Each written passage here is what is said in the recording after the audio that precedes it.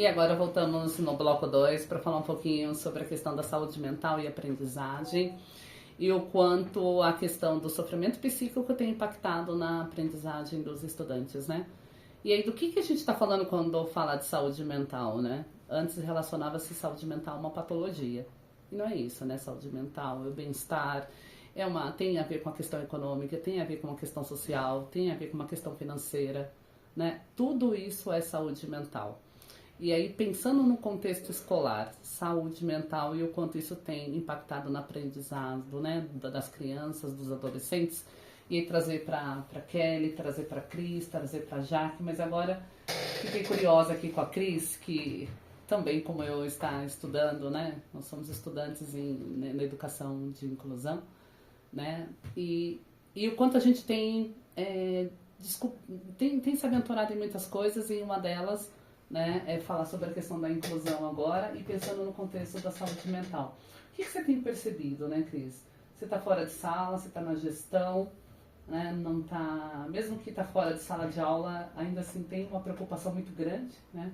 Mas me fala um pouquinho, como que você percebe a questão da saúde mental das crianças, dos adolescentes, e como você percebe essa questão dessa inclusão? Como que tem chegado para você tudo isso? Eu, enquanto gestora, percebo que quando a gente fala de saúde mental, a gente também tem que pensar no contexto da vida de cada um, né? Como que é a vivência de cada um? O que eles passam na casa deles, né?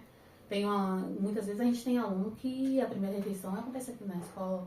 Há aluno que os pais vivem com agressões constantes que acabam impactando no desenvolvimento, na aprendizagem. Então a gente tem que, quando a gente pensa em saúde mental, a gente precisa primeiro buscar o porquê. Por que está acontecendo isso? O que está acontecendo com o meu aluno que ele não está conseguindo? Por que ele está agressivo? Por que ele não quer participar? E tentando mediar da melhor forma para que ele consiga. Mas a saúde mental, se a gente não conseguir buscar, trilhar o porquê ou buscar o foco do por que está acontecendo, a gente não vai conseguir um objetivo. Então, o primeiro passo é conversar, entender, pesquisar, né? Dialogar com o nosso aluno, entender essa parceria, né? Esse diálogo constante para que ele se sinta acolhido e consiga direcionar, para que a gente possa fazer um bom trabalho, desenvolver com esse nosso aluno e autonomia. A gente precisa entender o que está acontecendo com ele. É por isso que a escola trabalha com o projeto político-pedagógico, né, que é o nosso PPP. Porque esse projeto, esse trabalho, a gente conhece a comunidade onde que a gente trabalha. Como vive, aonde vive, com quem vive. Então, o projeto político-pedagógico é muito importante no âmbito escolar. Esse documento tem que ser feito com os gestores, com os professores e com a família. Isso. Porque a gente vai estar sabendo que público que a gente vai trabalhar, com quem que a gente vai trabalhar. E realmente as condições financeiras, ela afeta no aprendizado. E como a gente fala de inclusão, de educação especial, a gente não pode taxar esse aluno como um déficit. E às vezes nem sempre é um déficit, às vezes é uma violência doméstica, é uma necessidade, uma necessidade de vulnerabilidade. Isso. Sim. O sofrimento psíquico está totalmente associado à bagagem que essa criança traz. Sim, ao contexto social, né? Ao contexto social. Não só necessariamente um transtorno. Sim. Relacionado à educação especial, mas a bagagem que essa criança vive na sua vida particular. O sofrimento psíquico, né, que eu tenho acompanhado dentro das unidades escolares, né, até comento sempre, né, que sempre chega ao social em primeiro lugar, né, porque tem outras coisas que acabam atravessando a aprendizagem, né, que acaba atravessando o convívio, a convivência dentro do ambiente escolar. E foi muito bem explicado para as meninas a questão social, né? De qual que é o território, o que é esse território, como esse território acontece na vida desse sujeito, como que a família se coloca diante da questão escolar, como se coloca também diante do aprendizado dessa criança, se essa família não está em vulnerabilidade social, né? Se ela está sendo acolhida pela rede, e aí nesse momento é importante demais contar com a rede.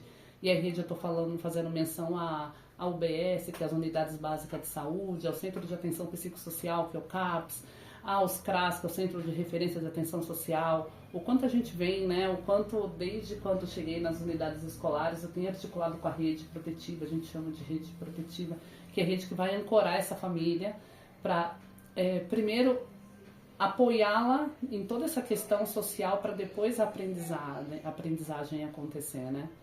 Não tem como você falar de aprendizado com uma criança que está sem se alimentar, que tem sofrido violência, que vem sofrendo abusos, né? Vem sofrendo múltiplas violências, abusos.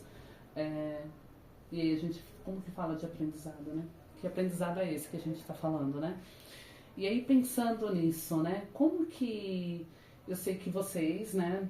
Eu, psicóloga, Cris, pedagoga, mas você neuro, você psicopedagoga, Cris também se enveredando para a área da educação inclusiva. Como que acontece o trabalho do psicopedagogo dentro das unidades escolares? Na realidade, né? Agora trazendo para um real. Uma coisa é o que a nossa formação, né? As nossas formações aqui, né? E como que é a realidade. Eu estou trazendo a minha, né? Como psicóloga educacional, o social entra na frente, né? A Cris trouxe da gestão, o social dela entra na frente de vocês, né? Neuropsicopedagoga, psicopedagoga, como que é o dia a dia dessa aprendizagem, desse sofrimento psíquico? Nós colocamos em atuação bastante, né?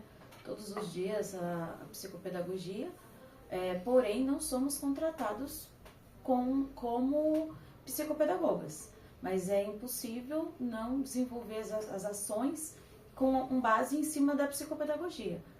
Atender o aluno, primeiramente, você tem que criar um vínculo, você vai usar estratégias da psicopedagogia, você vai criar esse vínculo e, a partir daí, vai desenvolvendo o trabalho, né? E ações, atividades, tudo que você vai...